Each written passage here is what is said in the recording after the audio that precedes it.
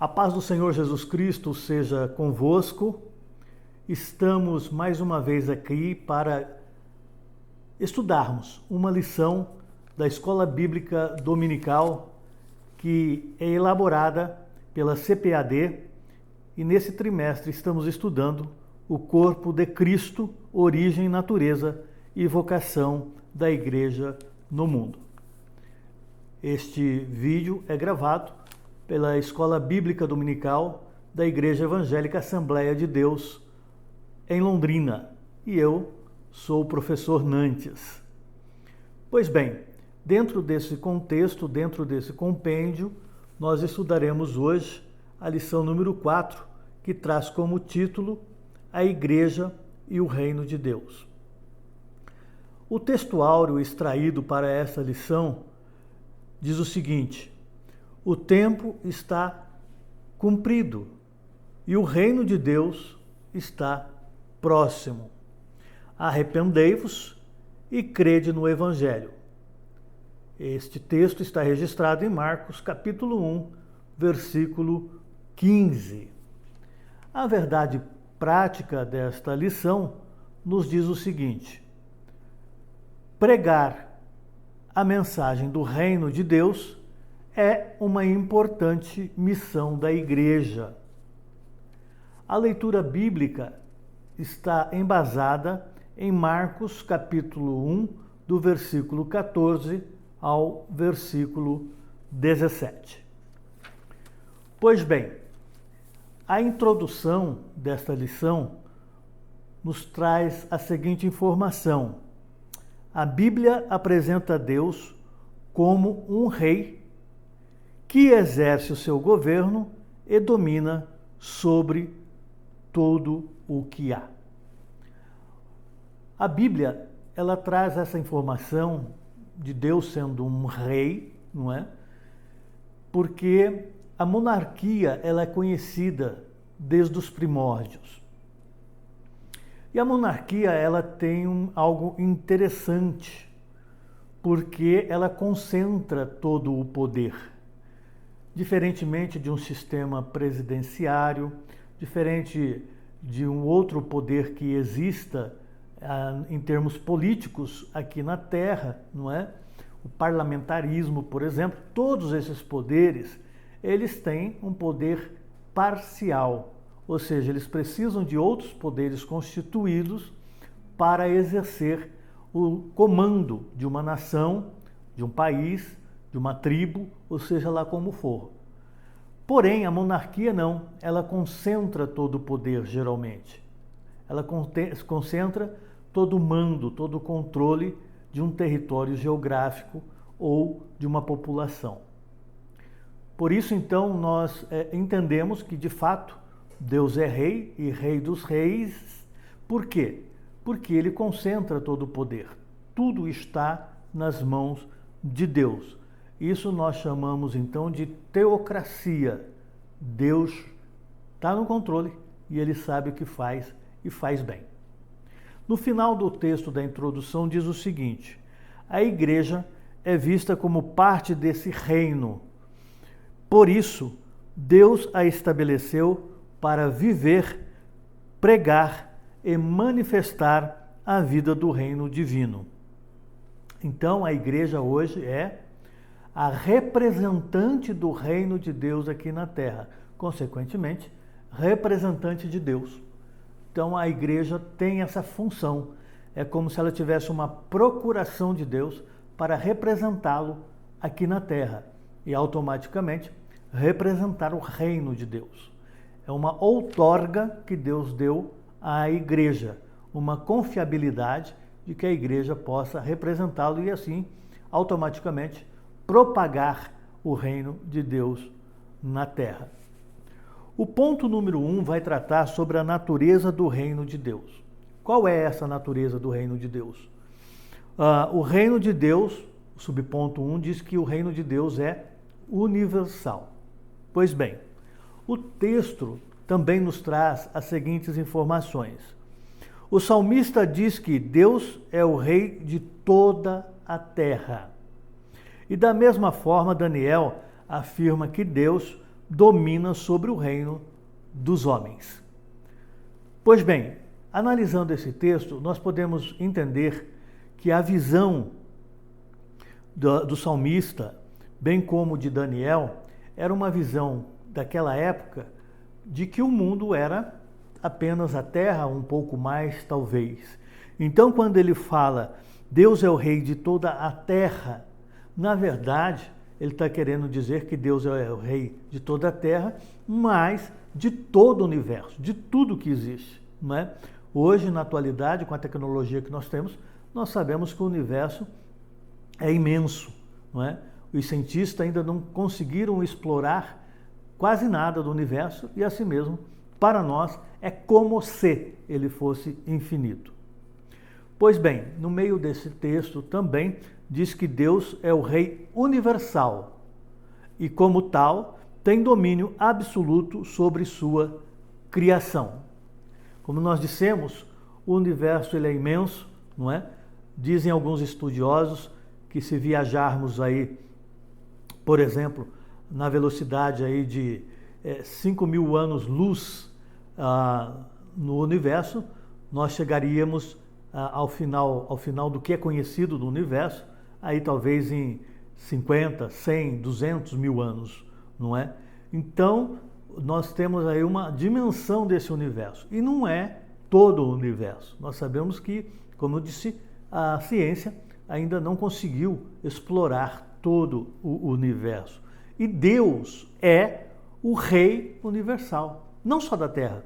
A Terra é pequenininha.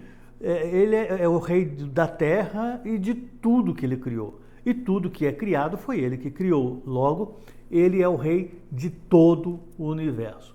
De todas as estrelas, de todas as galáxias, de todos os céus, enfim. Deus é o Rei Supremo, o Rei sumo da coisa. Ele está acima de todas as coisas. Nada consegue ser igual a Deus, nem chegar perto a isso. Então ele é o Rei Supremo, superior a todas as coisas. Nesse mesmo texto diz o seguinte: isso significa que nada nem ninguém está fora do seu domínio. É muito natural quando vemos algumas ações, principalmente de alguns homens, que não têm o Espírito de Deus, homens ou mulheres. Quando nós vemos alguma ação da natureza, é natural, é comum alguém questionar, poxa, mas Deus não está no controle de todas as coisas? Por que Ele permite isso acontecer? Sim, meu amigo, sim, minha amiga, sim, meu irmão e sim, minha irmã, Ele está no controle. Se um Deus que controla todo o universo, como nós já falamos, que é de um tamanho imensurável, não seria capaz de estar no controle do planeta Terra, que é um grãozinho de arroz no meio desse universo? E muito mais da vida humana, que é um grãozinho de arroz da Terra? Então, não podemos ter dúvida que Deus está no controle de todas as coisas e que Ele é, sim, o Rei soberano e que sabe o que faz. E o melhor de tudo isso, Ele é perfeito. Ele faz as coisas perfeitas. Ele é o Rei soberano. O subponto 2 do ponto 1 fala sobre a soberania divina e os acontecimentos do mundo.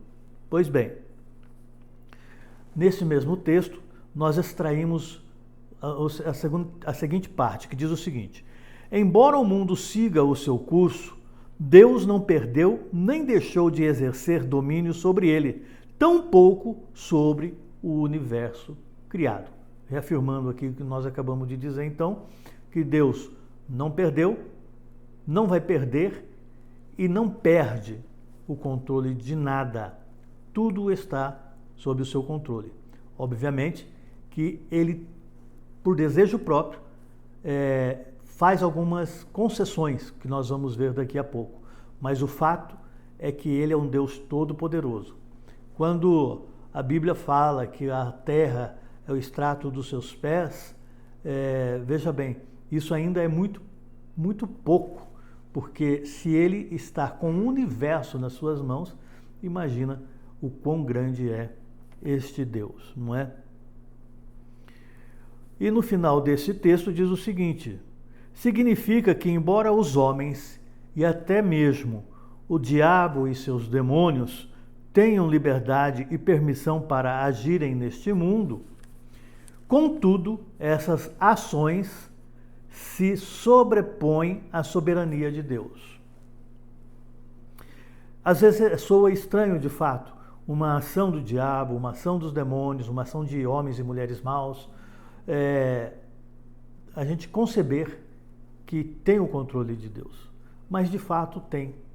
Porque nós somos pontuais, nós somos imediatistas, nós analisamos o fato em si. Mas até essas questões que chamamos de maus, essas ações más, elas contribuem para a realização da vontade de Deus.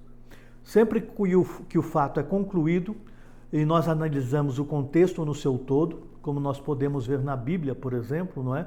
Lá o Antigo Testamento, as histórias do Antigo Testamento, hoje nós temos essa história concluídas, essas histórias estão fechadas, e nós olhando para ela, nós entendemos por que Deus fez aquilo. É óbvio que quem estava vivendo no momento não entendia.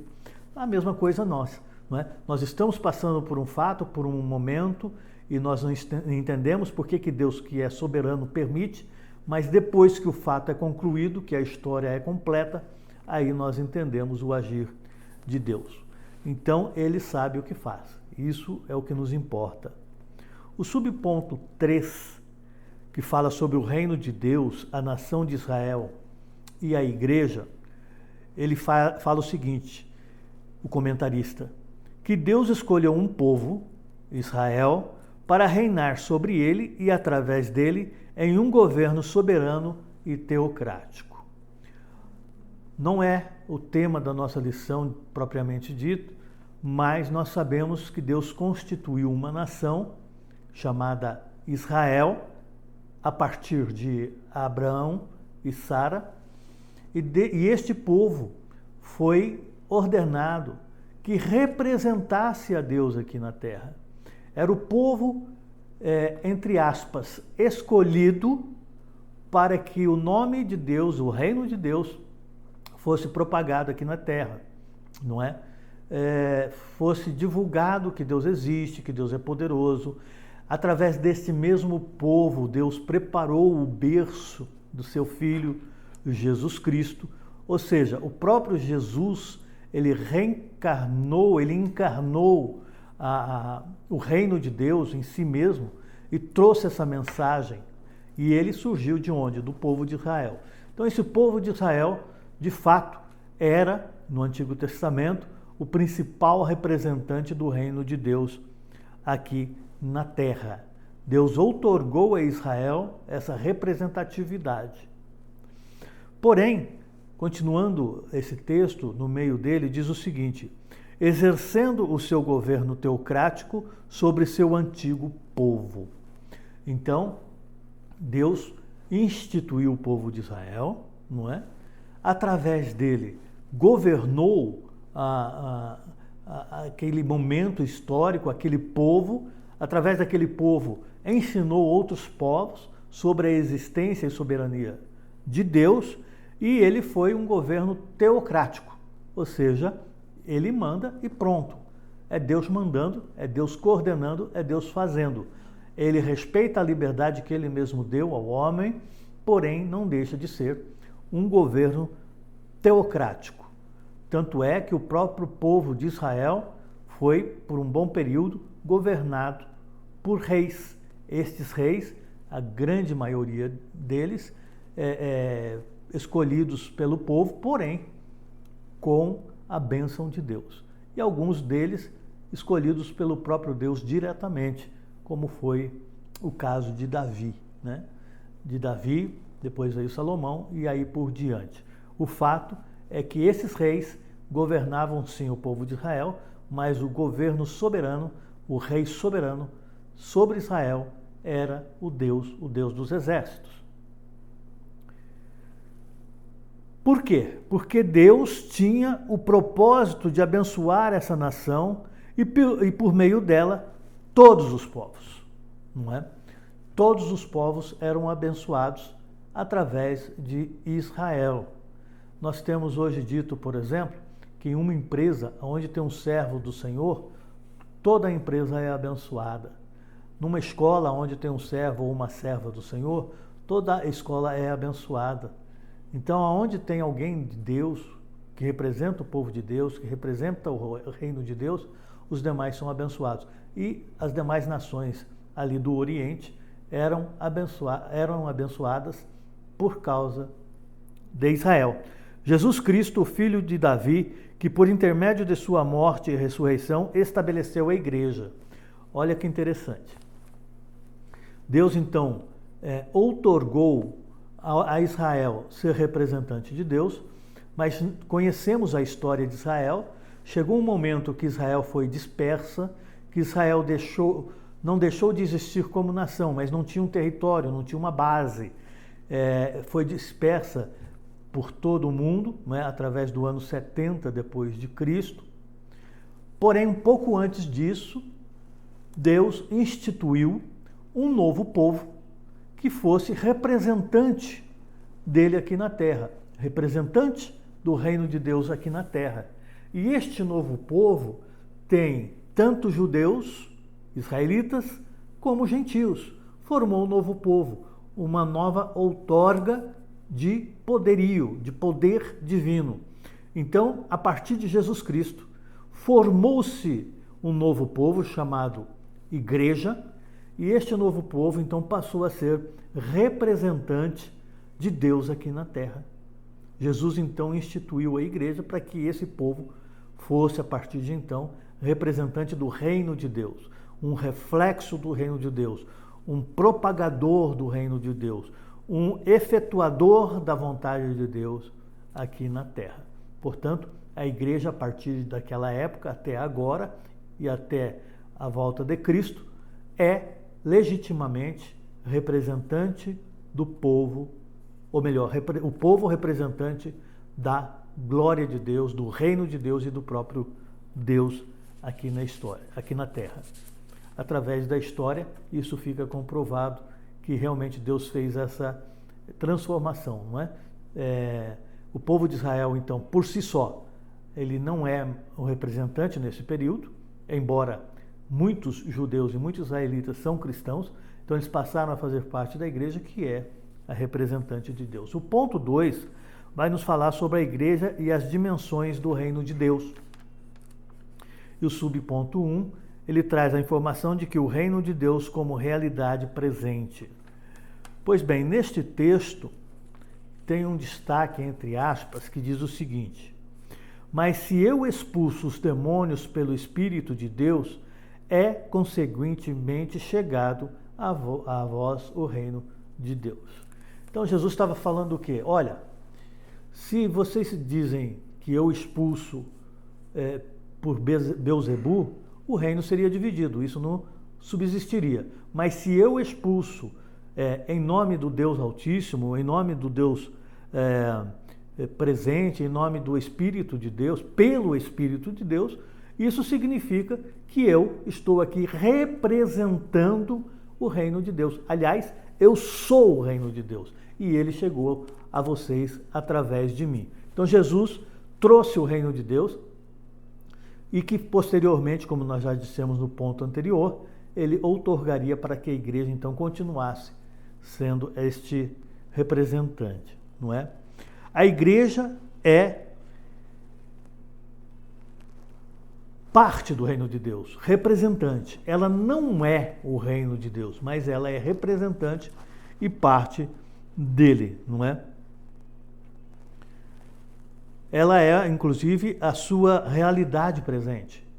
Se alguém quer conhecer um pouquinho, uma partícula do reino de Deus, conheça a igreja. A igreja tem a igreja pura, a igreja imaculada, a igreja que realmente pertence a Cristo, ela representa o reino de Deus. Então, se alguém quer conhecer o reino de Deus, pode conhecer um pouco do reino através da igreja.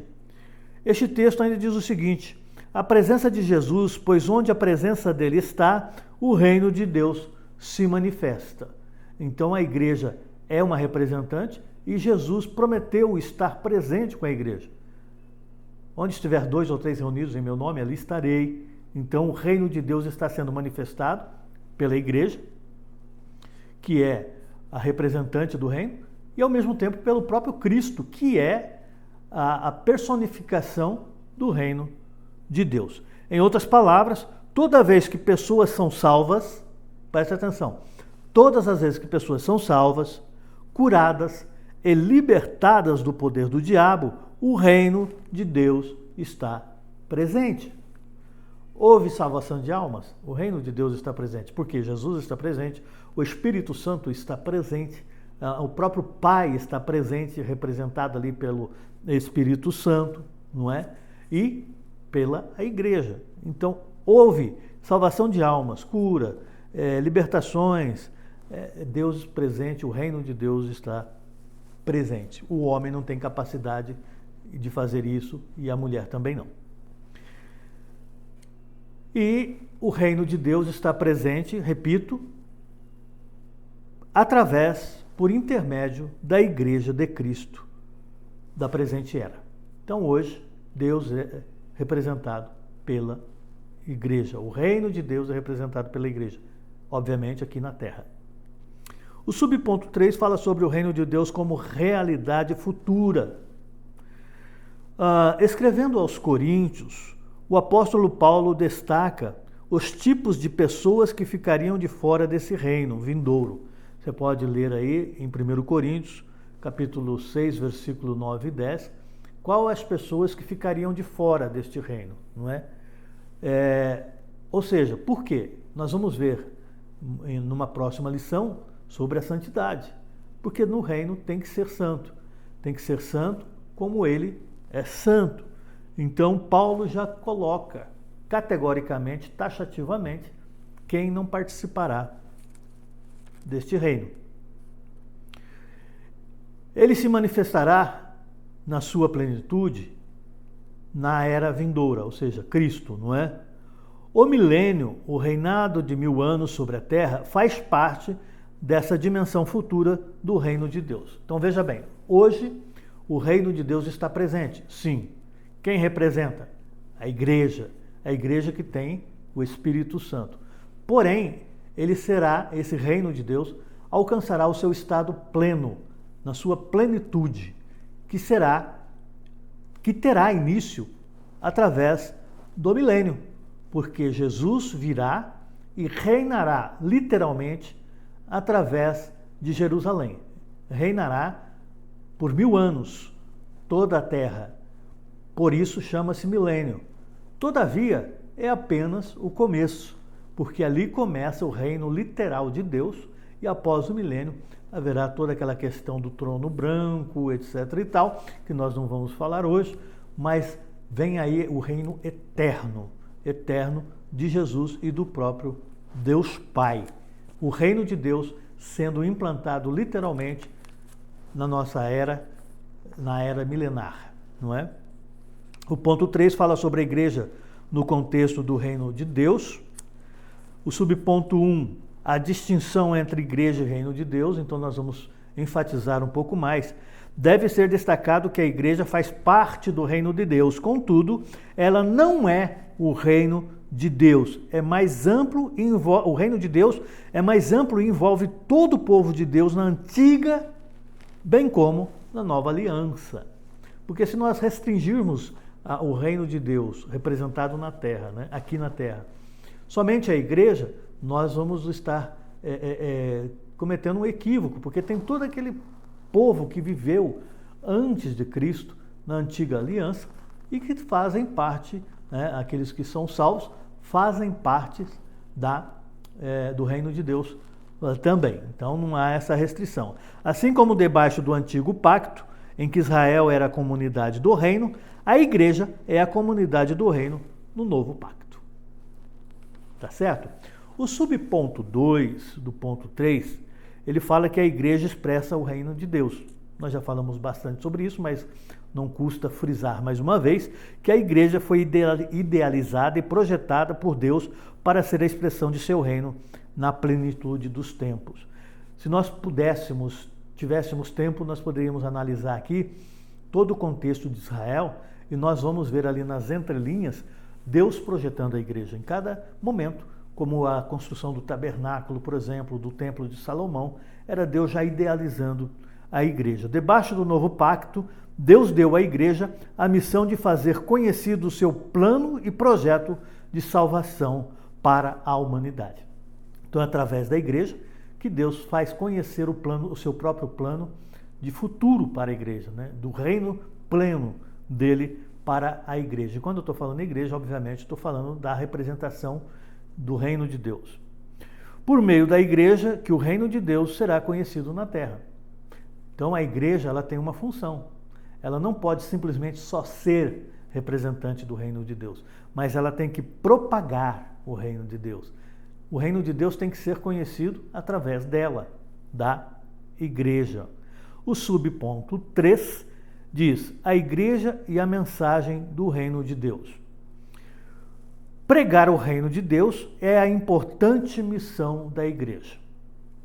Pois bem, a igreja foi constituída através de Cristo, o Espírito Santo confirmou no Pentecostes a formação e a criação da igreja, mas ela tem um objetivo. Deus não criou a igreja só por criar.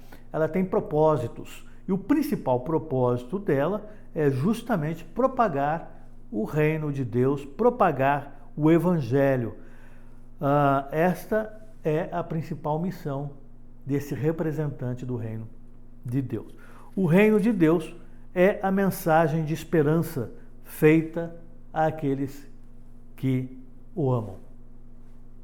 O reino de Deus está sendo preparado, está sendo idealizado para aqueles que Deus amam, para aqueles que amam a Deus, não é? Que é o nosso caso, graças a Deus por isso, que Jesus, pela sua misericórdia, nos alcançou. A igreja sabe o que o reino de Deus é e que importância ele tem. Quando esse entendimento não é claro, então, a igreja local acaba saindo da sua rota e envereda por outros caminhos que a distanciam da sua missão, que é pregar a mensagem plena do reino. A esse respeito, Jesus foi bem claro em dizer que o seu reino não é deste mundo. O seu reino está no mundo através da igreja, mas o seu reino não é deste mundo. Então a igreja tem que tomar muito cuidado, porque ela tem uma função muito importante, uma responsabilidade muito grande de representar o reino de Deus. E ela tem que administrar isso com muito cuidado, porque é o nome de Deus que está sendo levado pela igreja. E qual é a forma que está sendo levado? Isso fica para a nossa reflexão. Que Deus nos abençoe e até uma próxima edição.